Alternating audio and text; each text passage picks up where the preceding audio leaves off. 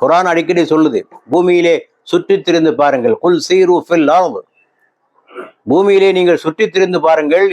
இதற்கு முன்னர் இருந்த கொடியவர்களுடைய முடிவு என்னவாயிற்று, முஜ்ரிமின் கொடியவர்களுடைய முடிவு என்னவாயிற்று என்று பாருங்கள்.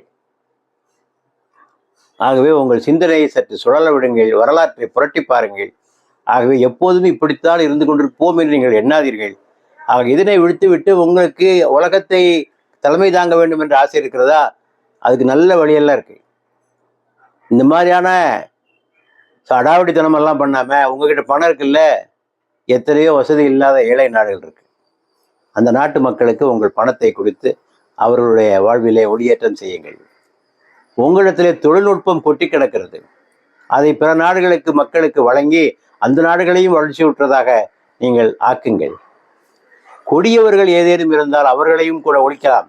அதுவும் நீங்களாக அல்ல, ஐக்கிய நாடுகள் சபை போன்ற அமைப்புகளுடைய அங்கீகாரத்தோடு அவர்களை அகற்றுகின்ற முயற்சியை நீங்கள் செய்தாலும் உலக மக்கள் உங்களுக்கு நன்றி கடன் பட்டிருப்பார்கள். ஆக இப்படி செய்வதன் மூலமாக உங்களுடைய புகழ் ஓங்கும், உங்களுக்குரிய மரியாதை உயரும். அதன் மூலமாக நீங்கள் இந்த உலகத்திற்கு தலைமை தாங்கலாம். அப்படி நீங்கள் ஆட்சி புரிந்தால் இந்த உலகம் உங்களை போற்றும், உங்களுக்கு மரியாதை செய்யும்.